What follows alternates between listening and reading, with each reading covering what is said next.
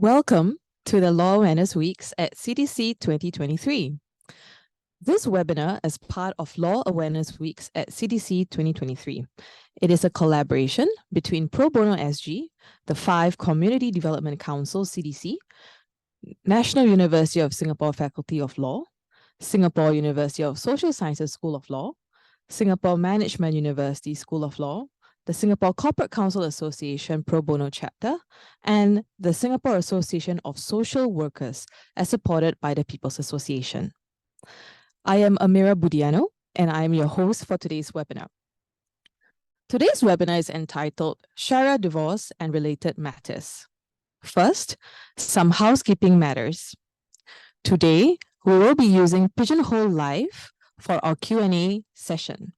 You can submit your questions at any point during the webinar and also upvote on any questions that interest you.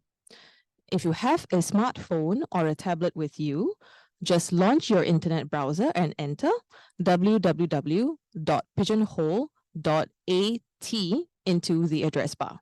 Next, key in our event passcode, which is uppercase LAWCDC 2307, as shown on the slide.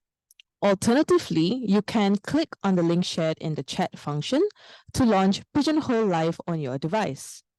If you are viewing this webinar on your desktop or laptop, you should receive an invitation to launch Pigeonhole. Please note that today's discussion is not intended to substitute any form of professional legal advice. If you do require specific legal advice, please do consult a lawyer. And with that, I would like to introduce our panelists for today's webinar. First, we have Mr. Ahmad Nizam Abbas, who's sitting right next to me. Hi, Amira. Thank you for having me. Ahmad Nizam Abbas was admitted as an advocate and solicitor of the Supreme Court of Singapore in January 1994. So I'm going to call you Nizam, yeah? Okay. In 2013, he obtained a Master of Laws in Islamic Law and Finance from the Singapore Management University. He is the founder and managing director of Crescent Law Chambers. Nizam has published several articles on Muslim law in Singapore, in particular, jurisdictional issues between the Civil Courts, Family Justice Court, and Syariah Court. In October 2022, very recently, a book he co-authored entitled Muslim Family Law in Singapore, as published by Academy Publishing, was launched by a High Court judge. He is the co-creator of the module on Muslim family law at the Singapore University of Social Sciences and has spoken at various conferences organized by both NUS and SMU. So very, very welcome, Nizam. We're so glad to have you here. Thank you. Happy to be here. Next, we have Nurhafizah Syed. So I'm going to call you Fiza, yeah? Fiza graduated from NUS in 2003 with a BA degree in social work and had worked with MSF as a foster care officer before helming the role as an assistant senior social worker at PPIS As-Salaam in 2019. Fiza supports families, parents, and children who are going through or have gone through divorce towards making meaning and developing resilience in rebuilding their life after divorce. She does so through counseling support and group work to process their emotions and experience and impart them with relevant knowledge and skills to enhance their ability to cope. She is also passionate about developing other professionals and has spoken at various platforms on divorce-related matters and on supporting adults and children with their psycho-emotional issues. So very big welcome to you, Fiza, and thank you for joining us today. Thank you for having me. Great. So before we begin the session proper, I would first like to make some opening remarks on today's session and specifically on the areas that we'll be discussing. So some of you may be thinking of starting the divorce process, while some of you are already halfway through. You may be feeling lost or confused or just plain frustrated. And I truly understand if there may be some of you who are here today to find the answers to your questions or to simply express your views and feedback on your own divorce process. I have also just gone through the process very recently, and truly, it can be challenging and absolutely draining when all you want is to move forward and get on with your life. But the purpose of this webinar tonight is primarily for our participants to learn about and understand the divorce process in the Syariah Court in Singapore and what the court does, which I must say can be somewhat different from the process and laws elsewhere. But what we're going to be doing is we'll only be focusing on the process and the laws in Singapore, as well as from the emotional and well-being aspect of things. As such, our agenda for today is as follows. So the first is we will go through the divorce proceedings, Syariah divorce proceedings in Singapore, and we'll try to demystify the process for you. Subsequently, we will discuss some tips and strategies to overcome the challenges while undergoing the process. And we will then discuss on remaining healthy and prioritizing your well-being and those around you, such as your children. And we'll have time at the end for Q&A, so please keep them questions coming. And with that, let's begin right into the first part of our agenda for today. So as you'd expect, this session is not meant to be an educational lecture. We have about 90 minutes, right? But I think it's not going to be complete if we do not have a quick run through of the process in general. So I'm going to turn to Nizam. And I know this is going to be a real feat because you lecture for hours and you're very experienced in this, but I need you to help me give a quick summary in about 10 minutes on the process. So let's go. Well, thank you, Amira. And yes, it will be a feat. If I can use two words that you used just now, you said it can be challenging and draining, and I don't deny that. I mean, for someone who's got no experience with the process at the Syariah Court, the entire road ahead can be very intimidating. So what I'll try to do in the next few minutes is maybe put markers so that it's very clear at which point, what is the purpose. Now, before a case is actually open in the Syariah Court, there is a pre-action matter to be dealt with, and which is the registration. So unlike in the civil courts, right, in the High Court where you can just file a suit and then you are given a case number, you cannot do that at the Syariah Court. You have to register first, right? You can find this registration form on the Syariah Court website. It's a very lengthy form. It asks for a lot of details, and I must say some of the details are very intimate, but it's important to know why.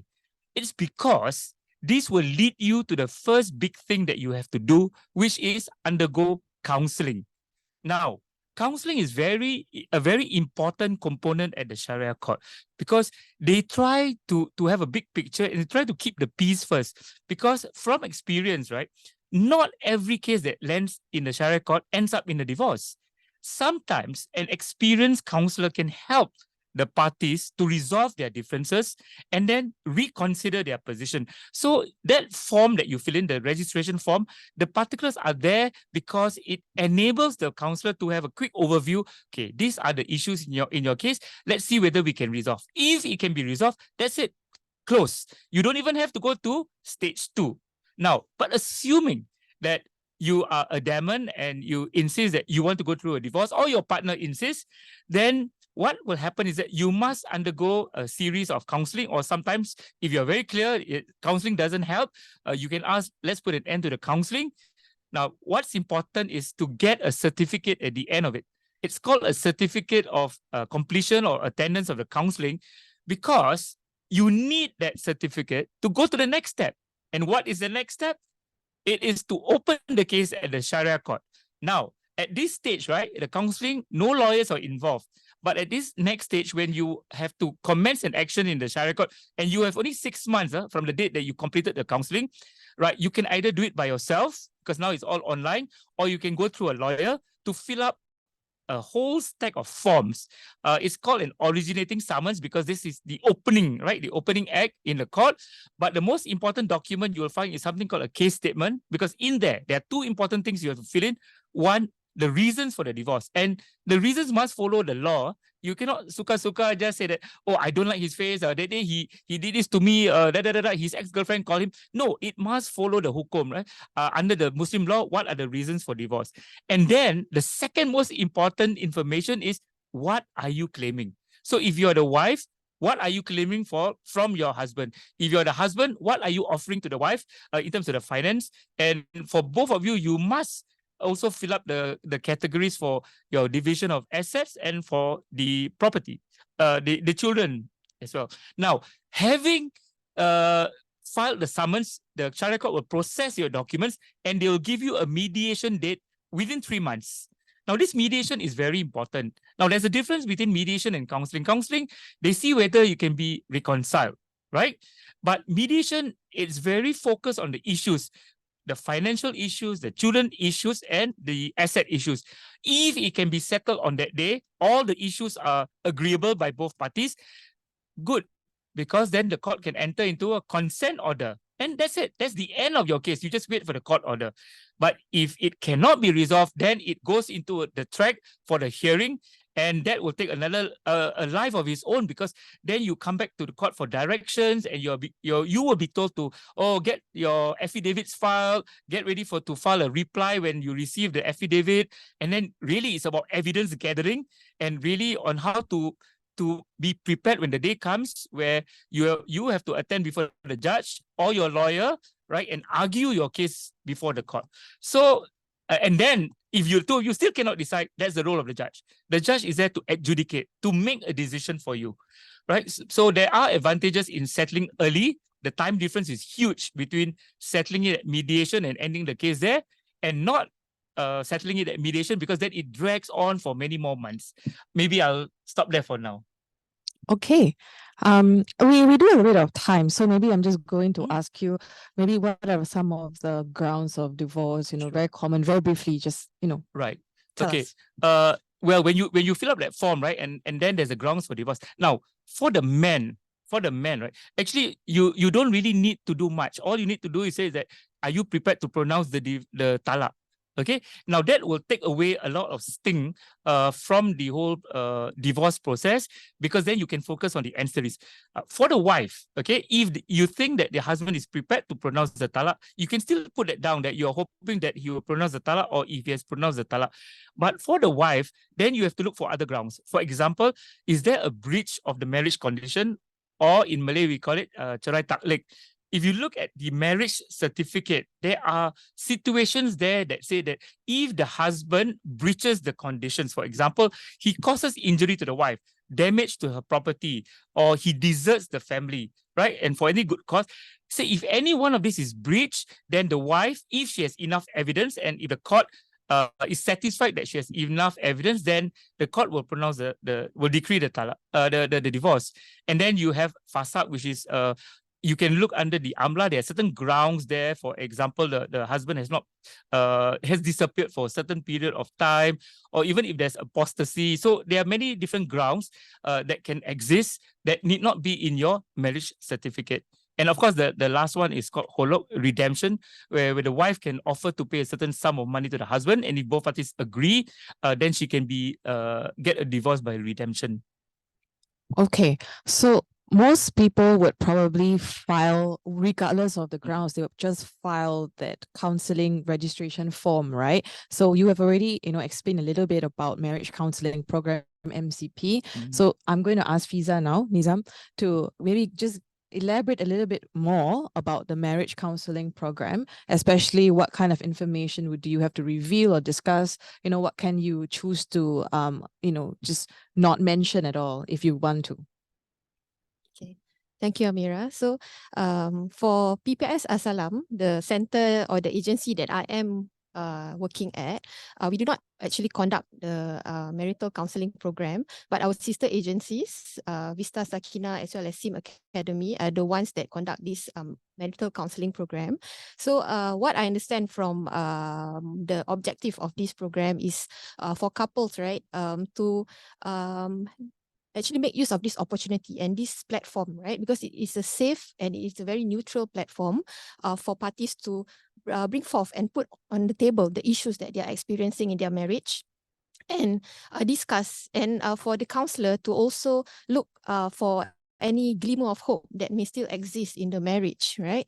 And if any possibility is available for them to give a last shot at their marriage before they continue on with the divorce process at the court level. And the other objective of it is also to look at whether, if the decision is to go for divorce, to see into how it can be done as amicable a manner as possible, and to avoid as far as possible any adverse outcome out of it. And especially if there's children involved in the divorce. Right. So in terms of the structure, usually it's about 3 to 5 sessions that is being given to the family. And the additional 2 sessions at the end is more for the purpose of discussing about the care arrangement of the children, about the care plans, about what's going to happen post-divorce, right? Where the children will be staying, in terms of the logistic matters, in terms of the expenses that's involved, right? If the child were to go to their enrichment class, if they were to occur any like medical expenses, whose duty is it to actually finance all these matters? So this is a platform, a safe and neutral platform for parties to discuss before they go forward with the divorce process at the court end. Because once the divorce and all this litigation process has started, they may not have the bandwidth to actually discuss all this, and they may be just sucked in by all that is happening, that they may not have that opportunity to discuss it in a more calm manner. Right. So I'm curious because you say 3 to 5 sessions. So with 3 to 5 sessions, you would imagine that a lot of these issues would already have been resolved, right, during all these counseling sessions, especially at a very neutral space, as you mentioned it. But a lot of the times, right, I mean, Nizam, you're also seeing it, right? People go to court and then they fight it out. So at what point, Fiza, I mean, 3 to 5 sessions, we're not going to close on these issues, and then you basically say, let's go back and send it back to court? I mean, is it like a maximum 5? I mean, how does it work? I do not have the actual, in terms of the process wise, I do not have the information on that.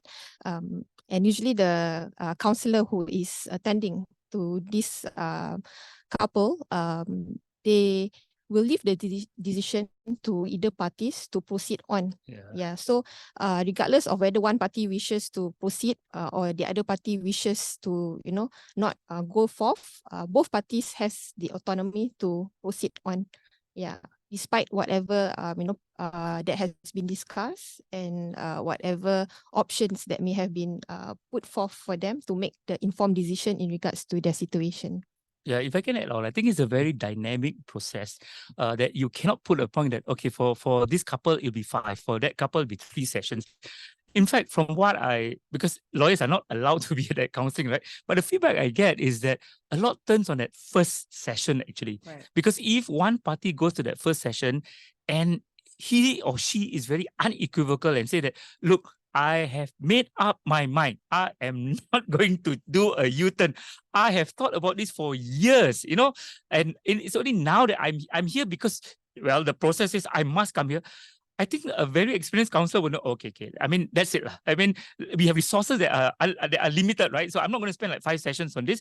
If the parties are so sure already, just move on. I think that's the feedback that I get, actually, right? So very much turns on at first.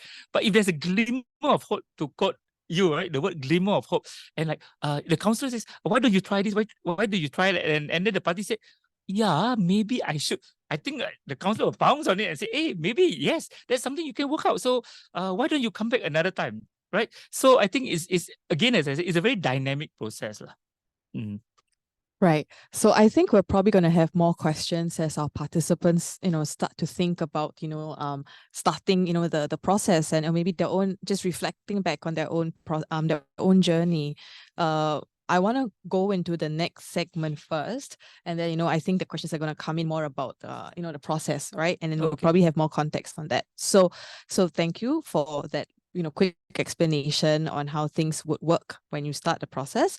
And I do hope that our audience today would have a better idea as to what you have to think about, right? And probably with all that, the process is not going to be just a couple of months, unless you can resolve everything, at the first session, which is very ideal. But you would have heard about the steps as well as the documents that need to be submitted. But knowing just that is not enough. So today we're going to actually delve a bit more and discuss on the challenges when undergoing the process, as well as get some tips from our expert panel today. So this segment, I'm going to break this to 3 mini areas. The first, I call it talak and the court's role. Right? You've already expanded a little bit about the court's role, but I want to go into a bit deeper. And then we want to talk about document filings and ancillary affairs, meaning, what are the issues, surrounding, the actual process when you file something, any other things to think about, say housing or financials. And the last one, of course, for those of you with children, something very important to you would be, custody and care and control. So let's go straight into the first one, which is talak. And we know that this is a common starting point for many couples that are undergoing divorce. So the marriage would have broken down and the wife would ask for talak, or the husband would unilaterally say talak to the wife. So with this very common scenario, what must we do when this happens? Do we go to court? And, what does the court look for in deciding whether talak is valid? Nizam. Yeah, well, talak is probably, I don't have the stats, but talak is probably the most common reason for divorce based on the outcomes of cases. And I use a strange word, I use the word outcomes. That's because I understand, right, there's an article written by the Syariah Court itself actually, that although a lot of cases, right, they may cite the grounds of divorce as cerai taklek or fasakh, but there is an encouragement by the court itself that instead of going through a long protracted battle, right, having to prove that your husband has committed this fault or that fault, right, or there's a certain fault under fasakh, that actually we take the amicable way out and get parties to agree, right, or the husband to agree to pronounce the talak, because it can take away a lot of the tension and the unpleasantness if the issue of divorce can be resolved in that manner. Okay, so that's why I say that even though parties, a wife may file a claim not based on that the husband is going to pronounce the talak, she files it on some other reason, but the outcome on the certificate could be is based on talak. Now, what your question was, what if talak has been pronounced by the husband? What does the wife do? That in itself is a ground for divorce. So the wife can actually go to the Syariah Court and file an application that she wants the divorce to be registered because the husband has pronounced the talak. Now, if the husband confirms that the talak has indeed been pronounced, then that's quite what do you call it? A smooth process. But what happens, and it can happen, is that there are situations where the issue of talak is not agreed by the parties. One party says he did pronounce the talak, and the other one says no. Or the dispute could be the date. Oh, he pronounced it 3-4 months ago, and the husband said, no, I actually pronounced 7 years ago. And then you scratch your head. Oh, this is a real case that I did, no? 7 years ago. And probably the reason why, because you see, there's a tactical reason, because the amount that you pay financially, the muta'ah, right, is based on how long the marriage is. So it's not unknown, right, for some men to say, oh, the talak was already pronounced years ago, right? But be careful when you do that, because then when you appear in court, right, and the judge has to make a decision as to the when was the talak pronounced, they will listen to all the evidence. And the big question is, if you say that you pronounced it 7 years ago, where's your proof? And why did you all continue to live together for another 7 years, and have another child, So it becomes very complicated. But at this point in time, I want to say something, right? The messages that we get from the Syariah Court through the case law, right, and also through a written article in the local papers recently, in a Sunday newspaper, is that the Syariah Court is advocating, right, that parties do not pronounce the talak outside the courtroom. And there are very good reasons for this. It's because when there is uncertainty, it leaves things hanging, right? A wife doesn't know what is her status. And she may not know for a long time, because it takes a long time for a case to go to hearing, right? And it's not fair on her. Now, so the ideal solution is that when parties are in court, right, and only when the judge gives the signal, okay, have the two of you decided, tell the husband, and will tell the husband, okay, now you pronounce the talak, then the husband pronounces the talak in the courtroom. And there's a script. You don't have to worry about what words to use. You'll be given a board, no, where you just have to fill in your wife's name and your name and say that you, etc., divorce your wife, etc., by so and so. How many talak? Usually it's one talak, because you're not encouraged also to pronounce more than one talak. Okay, for various reasons. So what does the court look for exactly is this, right? Is certainty, because there have been many allegations and assertions by parties saying that, oh, he pronounced the talak. But how did he say it? He said, if I leave the house, then what do you call it? Then I'm divorced. But those are conditional talak, and conditional talak can be very confusing, because sometimes the husband can say, if you go and talk to your male colleague, then you are divorced. It is so uncertain. Or if you do this, if you do that, right? If you don't come home by 9 p.m. tonight, okay, you are also divorced. So these are things that the Syariah Court really, really discourages. Do not be unkind. I mean, for those of you who have done a bit of reading, you will know, right? The divorce is, although one of the legally allowed acts, right, is also one of the most discouraged acts of all. So if you have to leave your wife or be divorced, do it with kindness. But don't do it the cruel manner. Leave her hanging, not knowing what her status is, and then make her go through the whole process just to ascertain whether or not the talak is valid or not. Okay, so there are good reasons why I believe, and I agree with the Syariah Court's position, that the pronouncement of talak should be in court, in a courtroom. Right? Yes. So that's quite interesting. And of course, in the real world, I mean, we're talking about ideal situations, but when we talk about the real world, there are a lot of different permutations as to how, a scenario of talak may happen, right? And usually it's quite complicated. So if you have a scenario and you're unsure, of course, that could be a question that you could pose at our Pigeonhole Live. But I want to just take this time to actually pick up a question that we have. It's sort of related to what we've been discussing, okay? So the question here is this: there are cases that couples remarry each other multiple times, say 2 to 3 times. Okay, and then I think I need you to explain, how does that even work? Do they go through the same process, example, counseling, etc., every single time? Wow. The answer is yes, actually, because each time you remarry, you start all over again. Now, you're asking, how does that happen? Okay, there's this process called rujuk. Okay, so what happens is that when the husband pronounces on the talak on the wife for the first time, they can actually reconcile if it is within 3 months. So you don't need to go through another solemnization.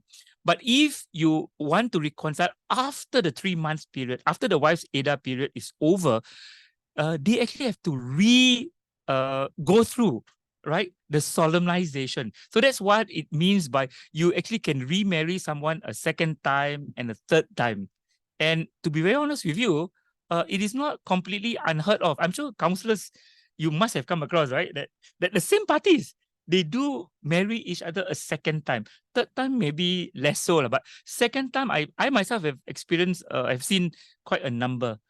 So that's why under Muslim law, this idea about the talak 1, talak 2, and talak 3 is so important. And that's why the courts always advocate, do not go ahead with a talak 3 automatically. Because from experience, right, no matter how angry parties are, right, you know that actually there is a potential for reconciliation, even after the Eda period. Okay, so that explains the process, what it means by saying that parties can remarry each other multiple times. Okay. I see. So that's interesting. So I guess it's also possible if, let's say, a talak was pronounced out of court, which makes it hard, for evidentiary purposes, right? And then they don't actually file the process. So technically they can be, because of the rujuk process, so they can be remarried even without having filed something. Yeah, but that will be a problem, because actually a talak has been pronounced, and if they don't bring it to the attention of the Syariah Court, nobody will know. And that will lead to problem if there is another talak in future. So it's up to the parties, because Syariah Court will not go around policing people, no? So it's up to them to actually bring it up to the attention to the court and file a case in the court. And there are situations where the Syariah Court try to be very helpful in the sense that if you have pronounce one talaq, but then you want to remarry that person, right?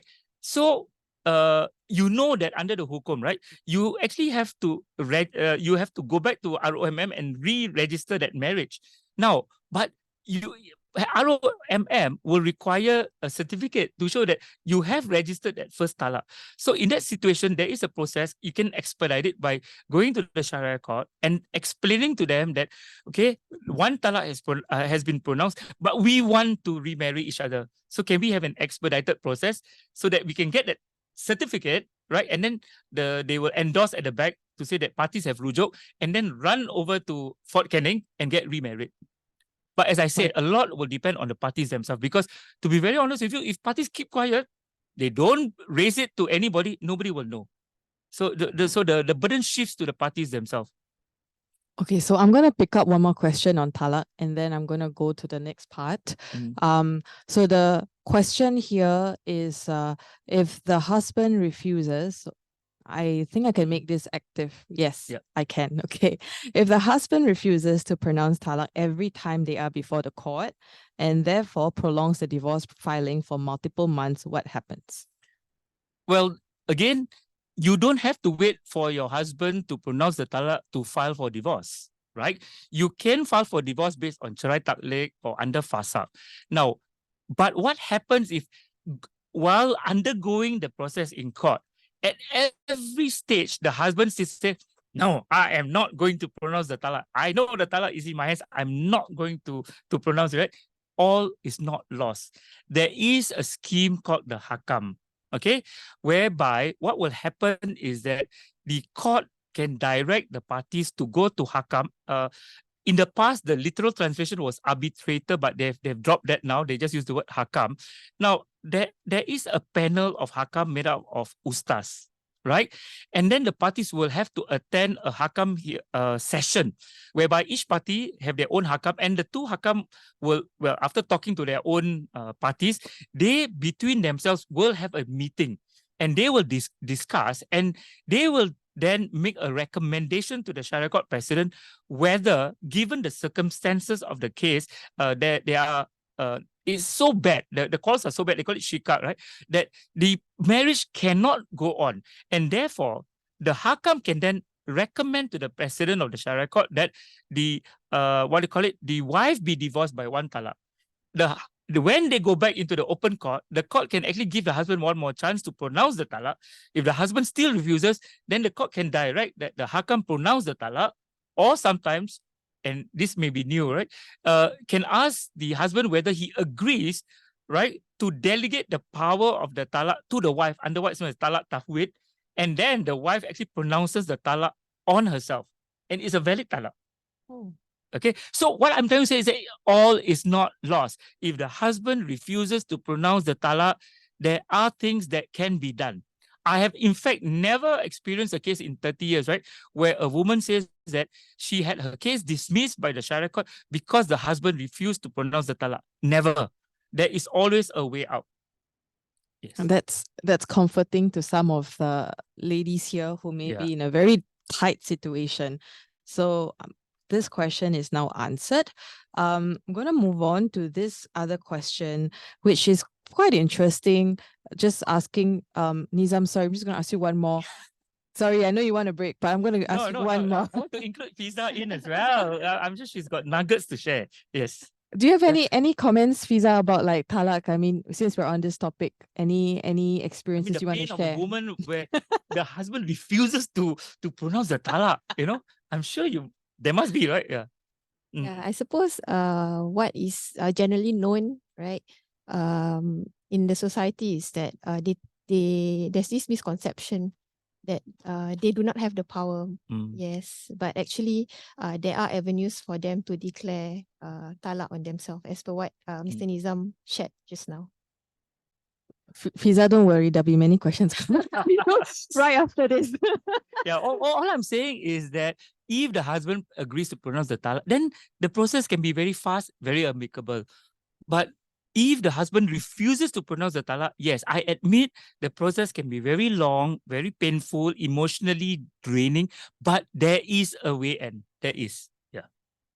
Okay, so I'm just going to segue. So one question that we have right now, which also delves into the theme or topic that we have right now, which is about the court's role. So is there any difference in divorce proceedings for someone who's married under the Sharia court, under Sharia, and therefore the divorce proceedings between Sharia court and civil law at the Fem Justice Court, perhaps? So maybe about the bifurcation, that could be helpful. Okay. Yeah. Okay. Well, let's take the starting point, right? Who can go to the Sharia court and who cannot go to the Sharia court? Okay. Now, under the law in Singapore, under the Administration of Muslim Law Act, where both parties are Muslims, you have no choice.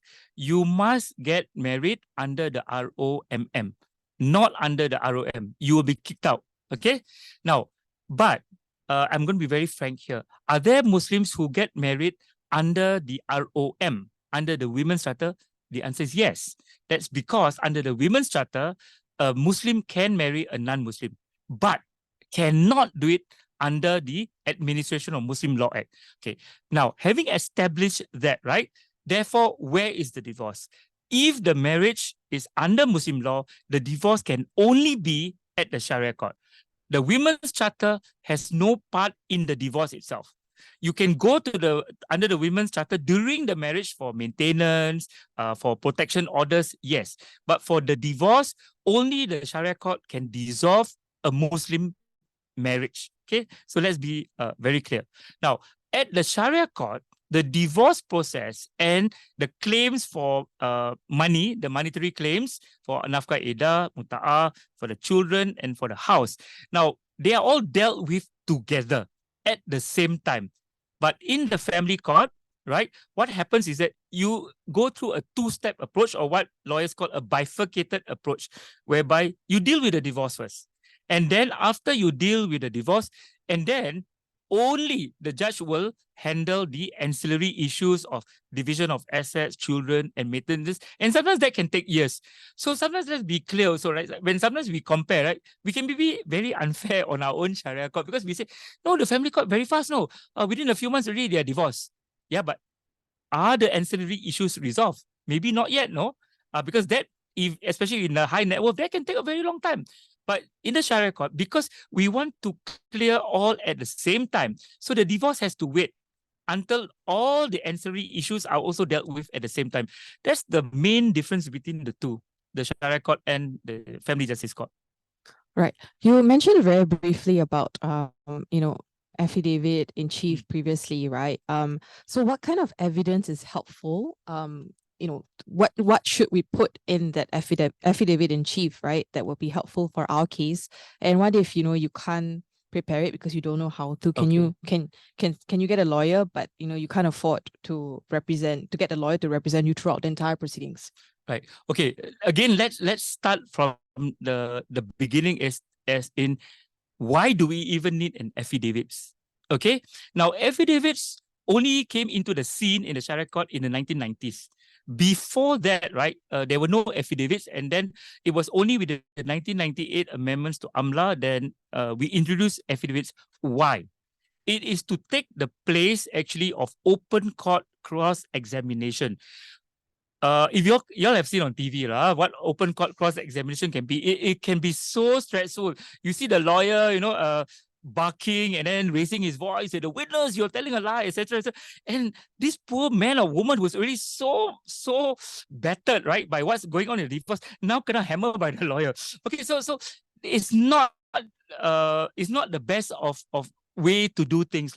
So and it takes a very long time. You've seen in court, right? Cases can take months and weeks. So affidavits are actually your statements, right, that will be used as evidence in court. So it saves a lot of time. In the old days, it can take 3-4 days in court just to tell your story. Now, boom, in 20 minutes, your story is told because everything is in writing. You do it well beforehand, before the day of the court.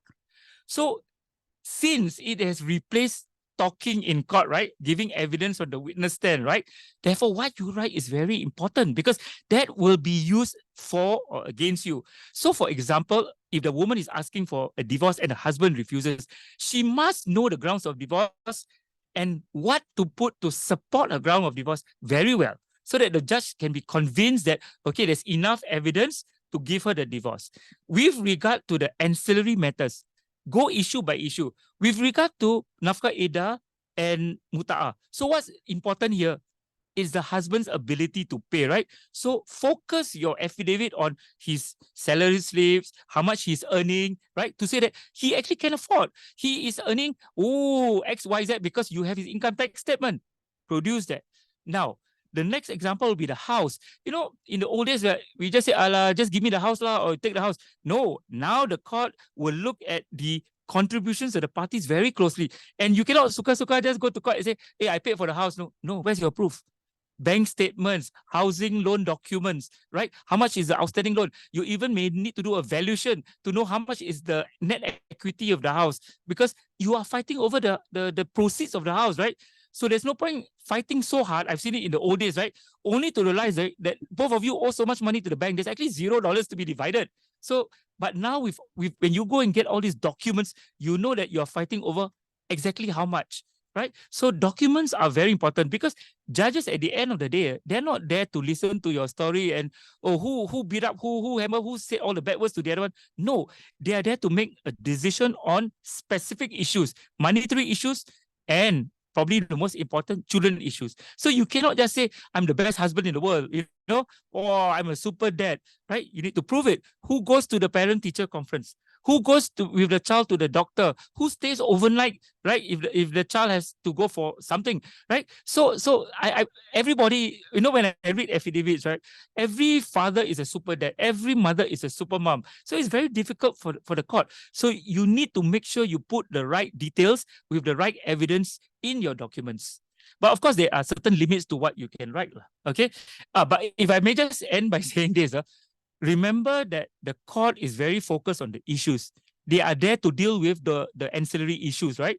They are not there to give you a venue, right? Where you bring up 30, 40 years of history. There's no point saying on the wedding night, he already started to beat me. You know, I'm sorry, but if you put that in the last 6 months, he has beaten you, you probably get more mileage with the judge. But if you write about things that happened 40 years ago and then you have 7 children in between, the judge is going to say that you must have made up along the way for you to have 7 children. So focus on the here and now and the future, rather than going too far to the past. Okay, so in short, if you don't know how to prepare one, can you come to you as a lawyer to help you prepare? Well, I'm not allowed to advertise, so they can come to any lawyer, Okay. right? Yes, So they can, yes, and they can okay. seek legal advice, and it may not only be in private practice. You can look up Google. There are legal aid bureau. There are legal clinics at many places, including pro bono. If you need information, yeah. So at this point, I'm just gonna ask Fiza, right? I mean, I know, you know, you focus more on the post-divorce proceedings and the situations after the divorce is completed, right? So issues related to that. But sometimes, you know, some of your clients may also come to you about some of the challenges or difficulties they have in getting their documents in order. And you may have told them, oh, go to this avenue, or this is how you can help them. So maybe if you could share a bit more on how you've been able to support some of these clients. Okay, so most of our clients are actually those that are being routed from Syariah Court to attend co-parenting counselling at our site post-divorce. But from time to time, we also get walk-in clients or those who self-referred themselves, right, as they are going through the divorce process. And they may encounter issues with regards to like payment of their legal fees, right? And in terms of applying for the divorce process itself, especially now that everything has been digitized and everything has gone online. So for some clients, they may, especially those who are not IT literate, they may also encounter such issues. So for such cases, usually we will check in with them to see whether they are known, if they are already known to any social service organization, be it family service centers or social service organizations. And we try to link up with the worker there to see how we can best support such clients. And if they are not already known to like social service officers or family service centers, we will try to also link them up, and we try to make sure that these resources that's available at the other end are being made available to them.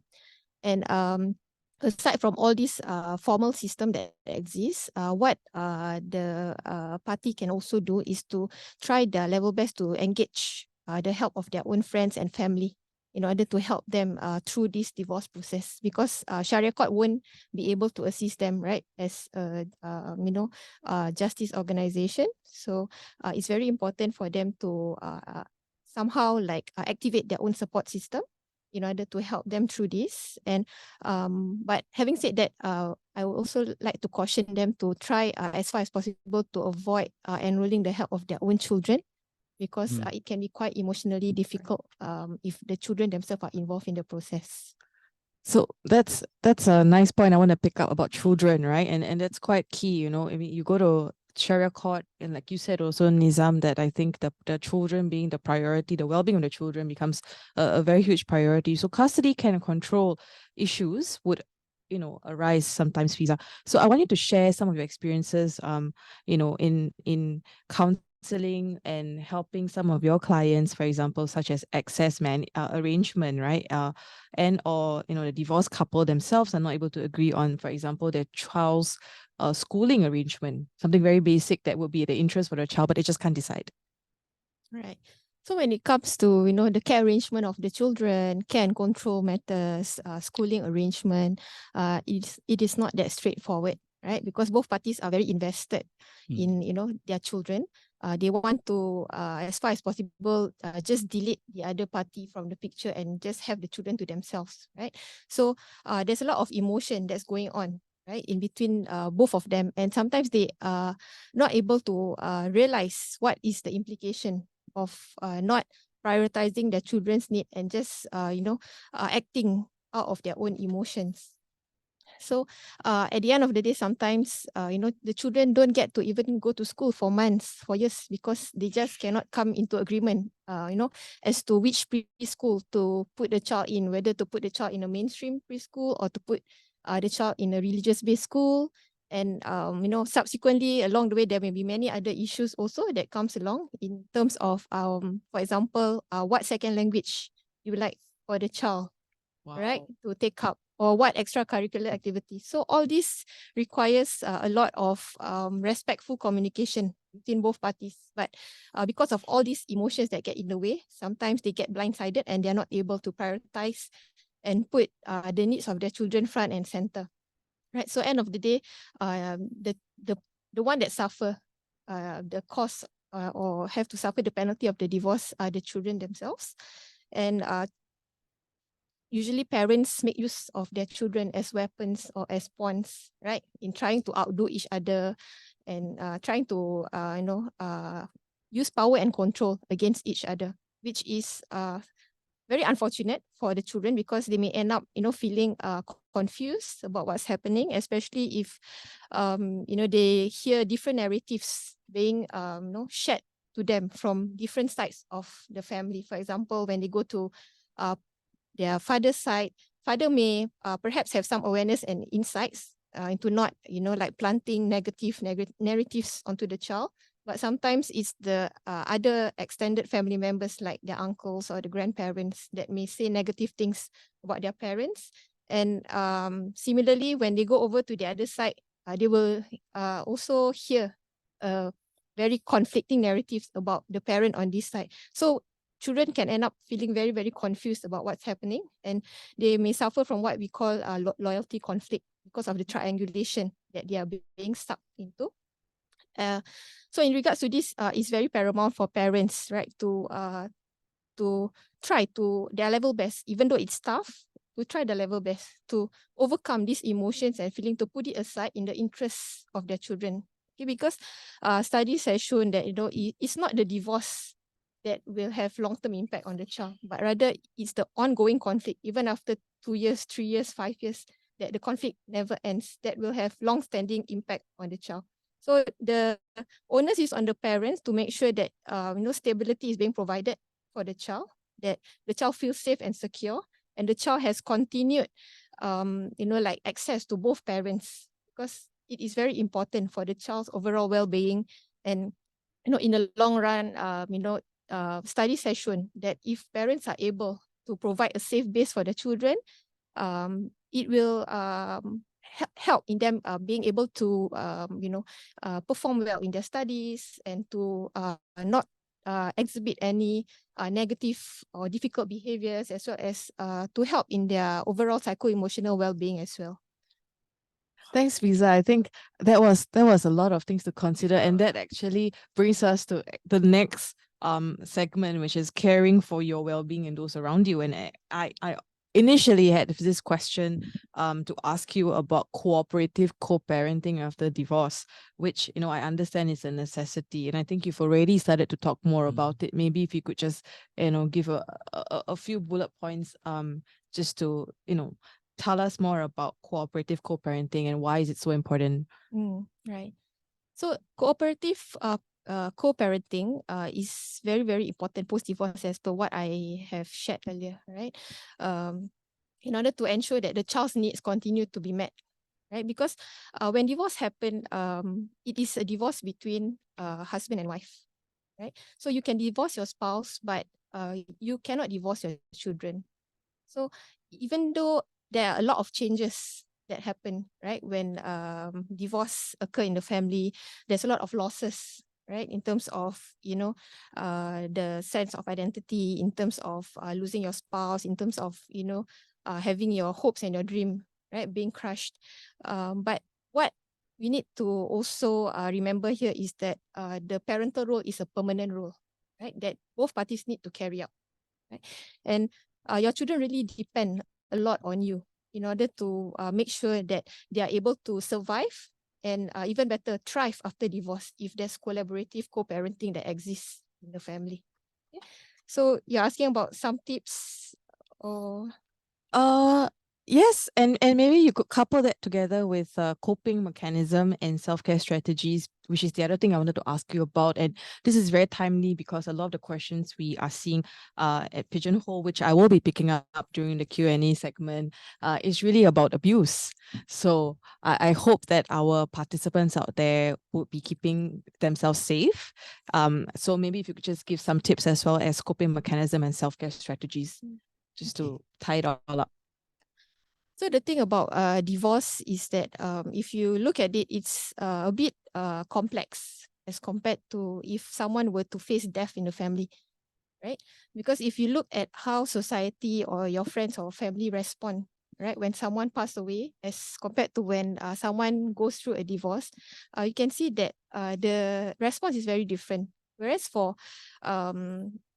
for example, when you've lost someone through death, for example, there are all these rituals, right? Funerals, and there's also this verification of the loss in the form of the grave, right? And people will come to you showing, their concern, offering you words of support, and there's a lot of empathy and compassion, right? But if you look at divorce, when it happens, there is this term called ambiguous loss, right? When someone goes through divorce, and you will notice that the reaction from others is such that, usually the words, as much as they try with their best intention to try to make you feel better, but they will say things like, why are you still crying? Stop crying, why are you wasting your tears on this person? Move on. Or they will say things like, have you found a new partner yet? When are you going to get married? Things like that. So it leaves the person to feel like, you're all alone in grieving these losses, right? Without any finality of it. And the person may feel like, you're all alone in this and that nobody understands you. Yeah. So on that note, it's very important for you to actually attend to your feelings, right? If I can share this acronym CHILD, CHILD, right? So C is to actually calm whatever emotions that you have, attend to it. Do not try to dismiss it or to ignore or to distract yourself from it, because all these feelings won't go away, right? And the more you try to distract, the more it will be very detrimental to your health and your well-being. Okay, so first and foremost, to try to calm these emotions, give it a name. If what you're feeling is mad, what you're feeling is frustration, what you're feeling is disappointment, give a name to it, attend to it, right? And try to find healthy ways to also express this emotion. You can do it through speaking to a counselor, or if you have someone within your own social circle who can accord you that listening ear and that understanding and compassion, try to also tell your story to them, right? Because it is important for you to tell your story, because through telling your story, that is healing in itself. And if you can't do it in words, you can also write it, journal it down, right? And aside from expressing all these emotions that you have inside of you, it is also important that you engage in activities such as sports, right? To let out all these pent up emotions inside of you. And also try to join a support group, because those who are in the support group would have gone through the same path, would have gone through the same journey and experience as you do, and they'll be able to empathize and understand and identify with whatever challenges and struggles that you're going through, and you can provide mutual support to each other. All right. And the other thing also is the image, right, that you are portraying to your children. This is very important, because children is always looking up to you, for some cues, and they're always looking up to you when in terms of their own coping as well. And if they see that you are able to cope well, manage yourself well, it also provides hope to them that they also can survive this divorce, right? And last but not least, to reach out for support. There are divorce support specialist agencies out there. There's also FAM at Embassy. There's various assistance that's available in the community. But what you need is to take that first step to, find support, to knock on the doors of all these agencies and get the support you need for yourself as well as for your children. I think some of those tips that you shared definitely spoke to me. Okay. So I think definitely if we would just sit down and think about it, right? There's definitely many ways that we can overcome the challenges and the trauma you may be feeling, if I can use the word trauma here as well.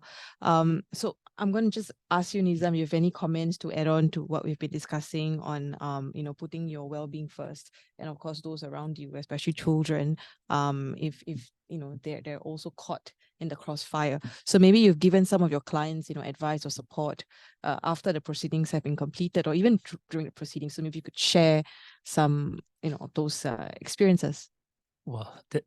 Well, maybe one. yeah, I'll put a number to it. Maybe I should just follow up on what Fiza has said, because I think the issue of children is probably the most important in a divorce, because money you can earn back, right? Assets you can dispose of and you divide, but you cannot dispose of children, right? They are your children for the rest of their lives, for the rest of your life. And in all the cases that I've done over the years, my most memorable has always been where there's children involved, not where there's money or the dollar sign and everything. It's always about the children.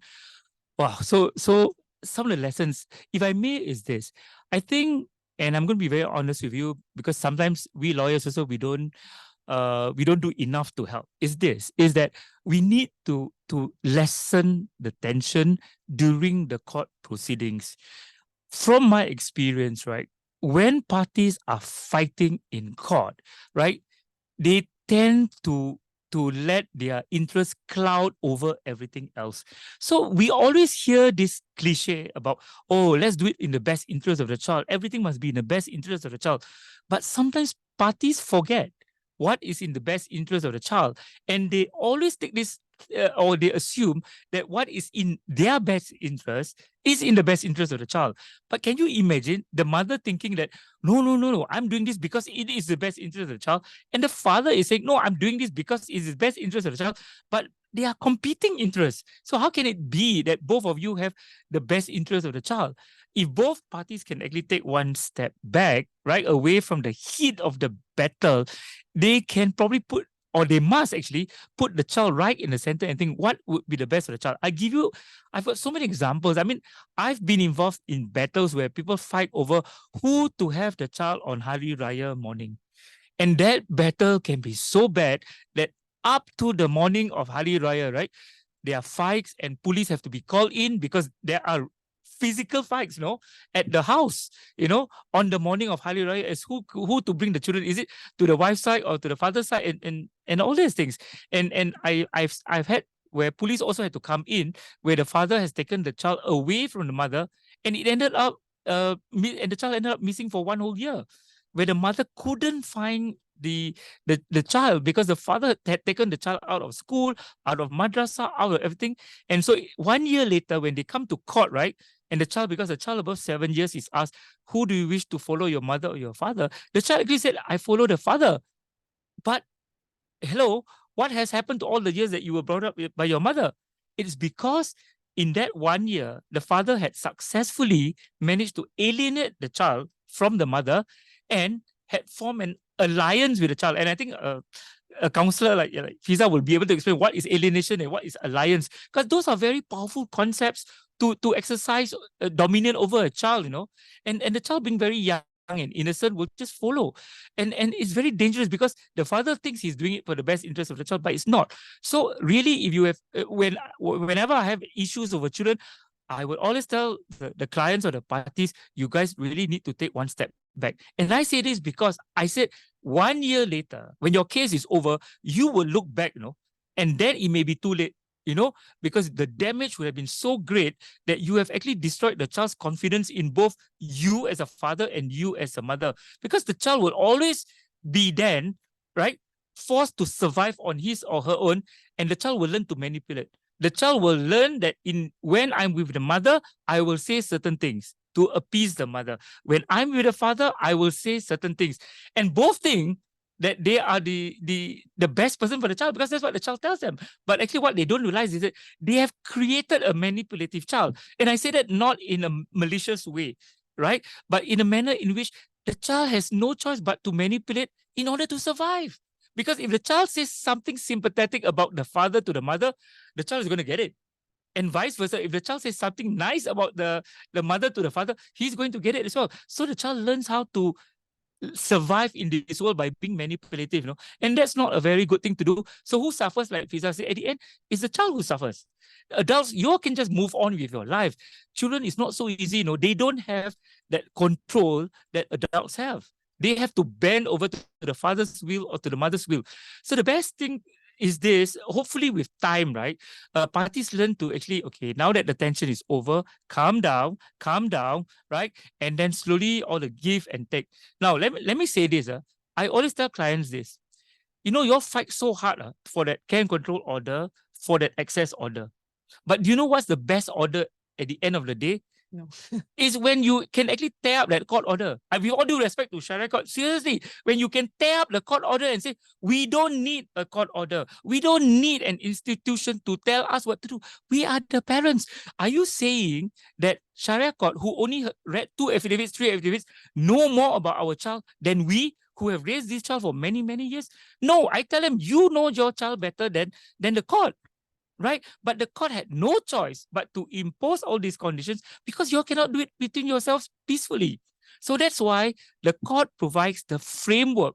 But the best order on the child is when you can tear up that court order and throw it out the window or burn it, right? And say, we will take care of our child ourselves and the child will be happier for it, right? And then you give and take. You don't have to every weekend fight over how many hours. You know, I've got cases, right, where I get messages from the client said, my husband has not returned the child.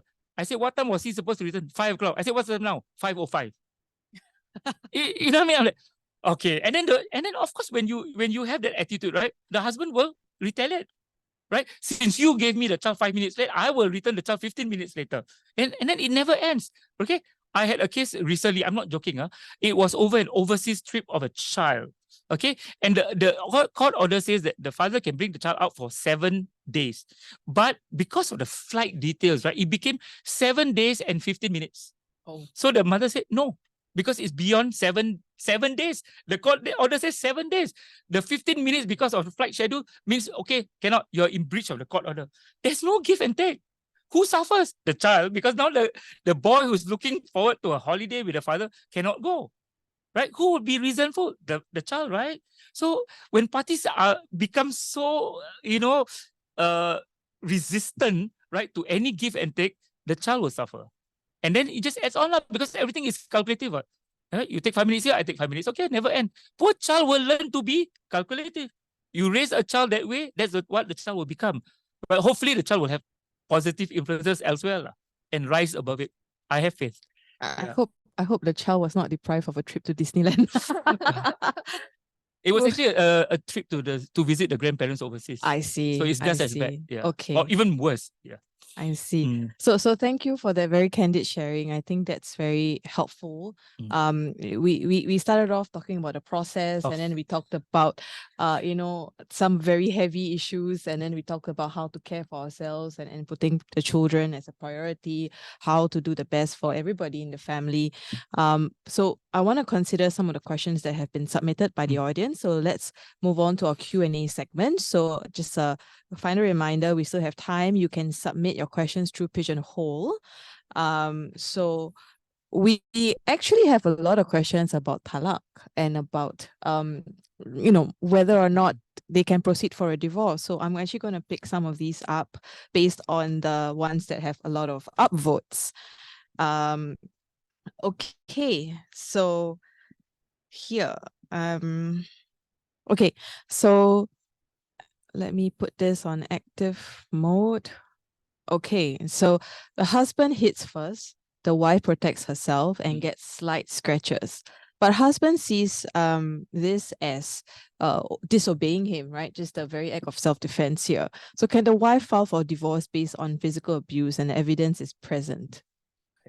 Well, every case will turn on its own facts, right? And that's why the court exists, right? If the parties have a different narrative, then at the end of the day, the judge will have to make a finding, and the judge will have to make a finding on the facts of the case and on the document. So, for example, if you say that there were scratches, there were injury, because remember I said, if you have caused injury to your wife, is there a medical report? If there is an independent medical report, right, that was made in a timely manner, for example, the incident happened today and within 24 hours, you won't see a doctor writes a memo, yes, this wife had all these scratches, and so then likely that will be very useful evidence for you to prove your case, and you get it. Otherwise, it will end up of he says, she says, and it will never end, right? So get the medical attention, go and file a police report, things like that. Yeah. Okay, so I think that is quite clear. You just need to get it all in order. Always make sure that when you go to court, right, the court will have no idea what really happened. So the court will rely on evidence. Okay, the next question we have, I'm going to make this active. Okay, so this is interesting. So Fiza, I'm also going to ask you to comment on this. So we have a case where a female client, so I'm not sure whether this is another social worker, have a case that a female client experienced marital rape in the midst of divorce counseling period. I guess maybe that's the marriage counseling. How will this affect her divorce case? And maybe you could talk about on the emotional aspect. And Nizam, will applying for a PPO help in her divorce case?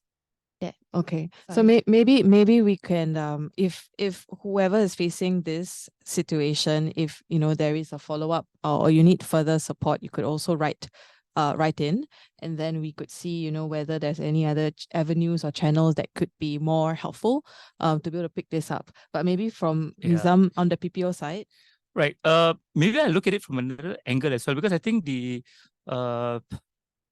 way the question is structured, I think correct me if I'm wrong, but I think the questioner is also worried whether or not the issue of rape within marriage will be recognized as a ground for divorce. I mean, that's the way I look at it, because there are probably a lot of misconception in this area, right? That the husband is allowed to do anything to the wife. We call it in Malay, what's the phrase? Dari hujung rambut sampai hujung kaki, is it? From the top of the hair to the end of the foot. Yeah, I'm serious, Amira. The counselors would have heard it. Wives always say that, oh, but my husband is entitled to have physical possession of me from there to there, right? So that's why wives. No, he does not. Okay. Okay. So there are wives who genuinely feel that the husband can do anything to them. Now, and I think that is something which we need to be very careful about, because sometimes what I do is I sit down and I explain to the client very carefully. I say this, look, now I already told you, right, under taklik, right? Okay, there is the ground of divorce that if the husband causes personal injury on you, right, then you if you can prove it, you will be entitled to divorce by 1 talak. So I said, look, if the law is, the hukum is already so clear that if he causes physical injury on you, right, and if your complaint is proved, you can get a divorce. Look, therefore, if he does against your will, right, let's prove it. Do you have the evidence? And I've done real life cases on this, where the husband has defended himself by saying, no, I did not cause injury to her. I was exercising my conjugal rights. In fact, this was the old days where it was open court cross-examination, and I can tell you, it was a very graphic hearing, because he was even saying that, oh, the wife actually enjoyed it and wanted more. When actually, and the wife said, no, it was no. Okay, so what happened was, we got the wife, right, to go and see the specialist, right, and get medical reports. She got herself examined, and with the weight of the medical evidence, right, from the relevant hospitals, she got her divorce. Okay, so this thing about this assumption that your husband can do anything to you, it must be dispelled. No, the husband has to treat the wife with respect, and that includes physical, right? You cannot have your wife against her will. Okay, I'm sorry, but if you listen to the provision, as I said, right, if you are allowed to get a divorce based on a physical injury that you caused, that the wife has suffered based on the husband, so why not this? Okay, so sorry, but I do feel very strongly about this, because I think there's a lot of, I'm sorry if I generalize, but there is unnecessary bullying that goes out, and people are under the impression that they can be treated that way. No, put your foot down. So we have another question related to abuse also. So well, in this case, both of them accuse each other for abuse. And then the husband has prepared video clips as evidence against the wife. So because we've been talking about how important it is to have evidence, right? So the wife has left the house, presumably here to protect herself. She has no access to the home CCTV. So I think this probably is a rather affluent family to have CCTV at home. Oh, you'll be surprised. There's a lot more now. Wow. Yeah, in HDB flats as well. Okay. Yeah. So for fair hearing, what can the wife who does not have access to that CCTV do? Okay. Well, this is all about evidence gathering lah. Well, I also need to say this. There are recent court decisions by the Syariah Court, right, where the court have discouraged the use, right, of video evidence, because I think it's also going a bit too much. But if it is relevant to the issue, yes. Okay, you can use CCTV evidence in a court. Most of the time, you raise it at the pre-trial conference, and you mention to the registrar that you want to do it, and you ask for leave to do it. But it is not always a case where the one with the CCTV footage wins a case against the one that does not, because, and I've done a case before, the injury was fake. It was really staged. I did a case where the husband, and he was much bigger than the wife, right, alleged that the wife was the assaulter, right? And when I saw the video, okay, I knew what he was doing, because he was actually provoking the wife, and he kept going nearer and nearer and nearer to the wife, right? Because he wanted the wife to push him. And the moment the wife pushed him, oh my God, he rolled on the floor. You know, it was like, you know, those Neymar type of injury in football, we call it, right? Just rolling and rolling and rolling on the floor. It was classic. Okay, so in that case, we got that complaint thrown out by the husband. Okay, so it's, do not fret if you think that the husband has a video and you don't, because then let's look for other evidence. Okay, if there's really no evidence, right, there's such thing called a contemporaneous rule, which means what you do at that point in time that can be helpful. So the moment you are bullied or abused by the husband, right, call the police, make a police report. Do you know that the timing of that police report is also evidence? Because if you make a police report, let's say at 10 p.m. tonight, and say that I was assaulted by my husband at 9:30 p.m. on that night, there's less likelihood that it will be disbelieved by the court, right? Especially if, right, at that night itself, you go to the nearest doctor, a 24-hour clinic, and you get confirmation by the doctor. So you may not have a CCTV footage, fine. But you have other evidence. You're not lost, right?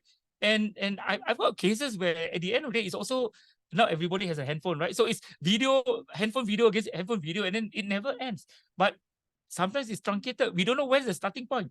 The next thing you know already, boom, right? One punch by the husband or one punch by the wife. But maybe something must have happened before that. It could have been self-defense. So everything will turn on the facts of his own case. But what I'm trying to say is that the absence of video evidence does not mean that you are sure to lose the case, right? Right. So we have about 10 minutes or so. So I want to ask, like, where do we get help? So I have 3 questions here, very different, but it's all asking for where to get help. So the first scenario here is someone who is worried about the muta'ah that he will need to pay, because apparently he was in about 40 plus years of marriage, which is quite long. He's an elderly and who is in a financially difficult situation. So the question here is, how is Syariah Court able to support him? But I'm not sure whether it's Syariah Court, because based on what we've been discussing, they're pretty much just the administrator of justice here. Yeah. Well, then let's take a step back and let's look at this. Okay. In what circumstances is muta'ah given, right? Or the husband made to pay the wife? Let's put it that it is a default that in the event of a divorce, regardless who brought the case to court, the husband has to pay muta'ah to the wife. It is an entitlement of the wife. He is right in the sense that because it is a long marriage of 40 years, it is going to be substantial.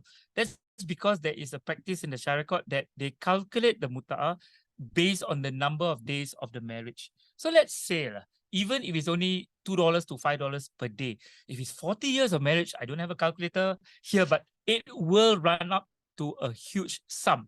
So how can he pay, right? Because as I said just now, it is an entitlement. The Syariah Court is not going to not make an order unless the wife agrees to waive, right, her entitlement. But let's assume the wife does not waive it.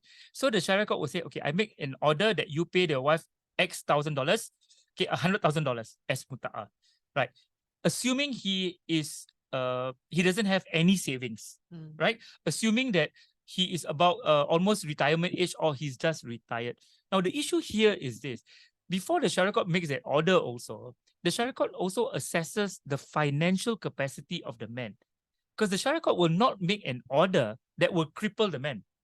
The balance is important, the fairness to the wife against the affordability of the husband to pay.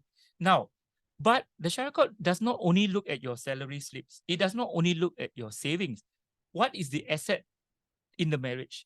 And it could be after 40 years of marriage, right? Presumably, you have a house that you can divide. And that house would probably have been paid for already, and there would be net proceeds to be divided between the husband and the wife. And it could run into a few $100,000 each. So what the court can do is that, okay, I know that you do not have cash, you don't have enough savings to pay your wife. I will not cripple you. What I will do is, right, I will take, I will calculate the amount of muta'ah you pay your wife, but you can postpone the payment of the muta'ah until that property is sold, and then the net proceeds divided, and then from your share of the proceeds, that portion will go over to the wife. Okay, so she has to wait a while, but I think it's fair because if the husband cannot pay, he cannot pay. But she will eventually get the money. The only thing is, unlike the civil courts, there's no interest. Because in the civil courts, for any judgment that is delayed, there is actually interest that is payable. The Syariah Court does not. There's no such thing as interest. So that there is actually a way out for him, right? If he has a medical condition, if he has lots of medical bills to pay, he can actually appeal to the Syariah Court. When I say appeal, means he can actually plead to the Syariah Court that, can you lessen my muta'ah because my net worth is actually very much lower because I have to take into account the fact that I have all these chronic illnesses. So remember that the issue is really about the financial capacity. The Syariah Court will not make an order to break a person. No. But it needs to be substantial enough so that the wife is also redressed. Because she also needs to move on, find another house. Right. And in today's market, right, it's such a big problem now, getting housing at the next stage. Yeah. So I'm gonna do, I think, two more questions. And I think the next two questions will be somewhat easy to respond. Just really, where do we get help? Okay, so the first one is what are the resources available out there for young children whose parents are going through not so amicable divorce proceedings? So resources for children, young children. Fiza. Okay, so PPIS As-Salaam, where I am at, yeah, we have a range of actually programs that caters to children from various age group, right down from the age of 6 to youths.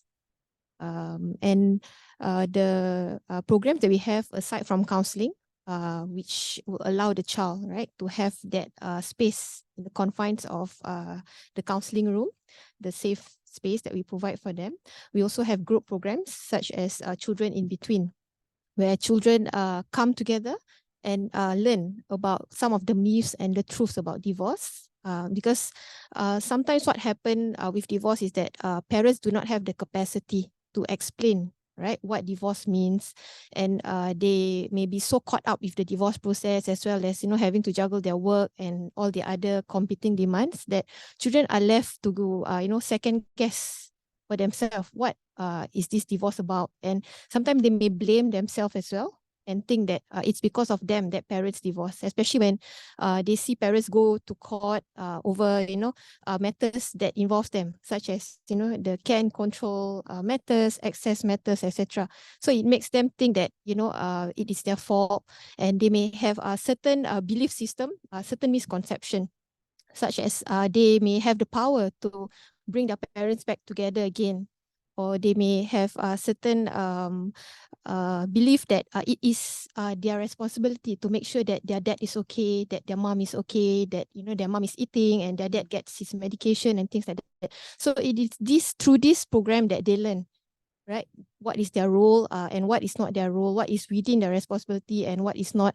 And this is also a place where they will learn about how to communicate in a respectful manner to their parents, so that they may be heard, and you know, whatever concerns that they have, whatever worries that they have, can be communicated across to their parents. And they also learn coping skills through these programs that they attend, on how to manage their emotions, and how to perhaps adopt a positive self-talk, and what they can do in terms of changing their thoughts or changing their activities in order to build their resilience in going through this tough period in their life.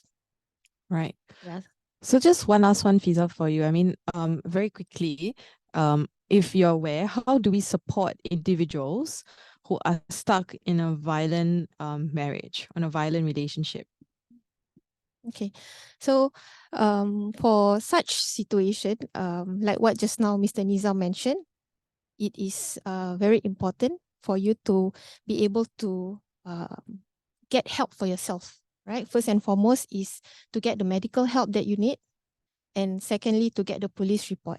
So with this evidence in place, you can get the support from the authorities, and usually the ministry will be the one who will mandate these families to attend a counseling order, where they will get the help that they need to go through, to process whatever trauma that they are experiencing. Yeah. Okay, so we are running out of time, and I want to at least have our panelists today to each give us one key takeaway before we actually formally conclude the session. So maybe Fiza, I'll start with you this time around. If you could give us one main takeaway, one main message that you want our participants to walk away today with, what would that be? Okay, so divorce is not an easy journey, right? Nobody goes into a marriage with divorce, right, in mind. So when that happens, it is very challenging for the person. So it's very important for you to be able to practice self-care and self-compassion first for yourself, okay? Because you cannot pour from an empty mug, okay? So it's important for you to take care of your own needs first before you can have that capacity to care for the people around you, especially if there are children involved. And secondly, if I can add on, aside from practicing self-compassion, is also important if you can, to find it in yourself to not only forgive yourself, but also to forgive others who may have wronged you, right? Because if you continue to bear that grudge inside of yourself, that negativity inside yourself, it's like an invisible bag that you carry everywhere you go, and it can be very heavy on you, right? And holding on to it is akin to drinking poison, but hoping for the other person, right, to like suffer, right, which may not be beneficial for yourself. Okay, so take care of yourself. Try to also exercise compassion for others, forgive others, and most importantly is to seek support.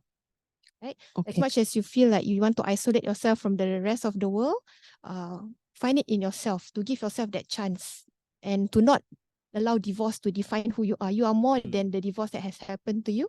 So give yourself that chance to create, to rebrand yourself, to create a new chapter, and to give yourself the joy and the happiness that you deserve moving forward. It's a very powerful message. So Nizam. So I agree with Fiza. In fact, I don't have my own takeaway, so I'll borrow hers. Because what I can say is that, to add on to what she said, I like your last part. It is a new beginning. And I think parties, if they unfortunately have to go through the Syariah Court process, I would hope that they see the Syariah Court not as an arena of where they fight like gladiators, right? Who is the stronger one wins, but you still need to make sure that you have a certain power. But that power is, when I say power, I mean knowledge. Because if one is equipped with knowledge, they know what to expect at the Syariah Court, they know how to prepare themselves, then they will be more confident, right? They will trust the system more, and they will also have faith in their decision-making process, because they know why, right? Certain things are the way they are. They know why, for example, when it comes to children issues, why the court does not now give sole custody. They always give joint custody, because they want to send out a strong message that both parents remain parents, right? It's not a case of one parent becomes the sole custodian of the child, right? But the mechanics about who looks after the child, that's separate. But get that message right first in the very beginning. Both of you are the co-parents of the child. Now, I have a poster in my room, actually, right? Now that you mentioned it, right? What is the takeaway? And what I always do, especially with the female clients, is that I ask them to turn around, because the poster is behind them when they sit in my room. And actually, it's a poster of Wonder Woman. Okay? Okay. And at the bottom, it says, "The future of justice begins with her." And I ask the client to look at that poster, and usually they will go, yes, that is me, right? Because I say, at the end of the day, right, it's you, it's you becoming empowered, and you taking charge of your own life. After that, you determine your happiness. If you want to keep on fighting, right, with him forever and ever, you will never be happy. You cannot walk away and move to the new beginning, because you are always keeping it inside. So that you determine your future. So it begins with you. So I end up having a lot of clients actually asking whether I can take a photo with that picture, and they do lah. And they keep it, and at the end of the case, they send it back to me. Thank you very much. Okay, so that's my takeaway to them. Those are very, very moving messages from both of you. So unfortunately, we have to bring our session to a close. There are a number of questions that are still on Pigeonhole, but I believe a lot of them are iterations of the points that we've already discussed. But in case you still have any other questions, you can always write to us. So if you have benefited or learned something new about Syariah divorce proceedings, there will be a similar webinar in Malay on Wednesday, 8 November at the same time, 7:30 p.m. And it's called Perceraian di Mahkamah Syariah dan Hal Berkaitan Dengannya. And tomorrow we'll have another one called Protect Yourself, How to Spot and Avoid Scams. Don't become another victim of scams. Unsure on how to protect yourself with from the ever-evolving world of scams and fraud? In today's digital age, scams can lurk around every corner, targeting unsuspecting individuals with cunning tactics and sophisticated schemes. Look, it's about scam. I think I know how to spot a scam and how to avoid it, but you never know what you're going to be learning. And we have member from the police who will be teaching us, some tips on that. So I think we need not say more. You should attend. So this one and many more webinars are part of the Law Awareness Weeks at CDC 2023. So you can scan the QR code or visit the website at go.gov.sg/LAWCDC 2023 to register for this webinar on scams, or many more that are available. So thank you very much. And at the end of this webinar, a survey form will pop up on your screen for you to complete. And we would appreciate if you would provide your comments, as it will be used to improve future webinars. And like I mentioned earlier, you can write to us if you still have further questions, and that will be to help@probono.sg. So with that, I would like to express, my sincere gratitude to both Nizam and Fiza for sharing your knowledge and experiences with us for the past 90 minutes. And with that, on behalf of Pro Bono SG, we would like to thank all of you for joining us today and to have a wonderful week ahead. Thank you very much. Thank you.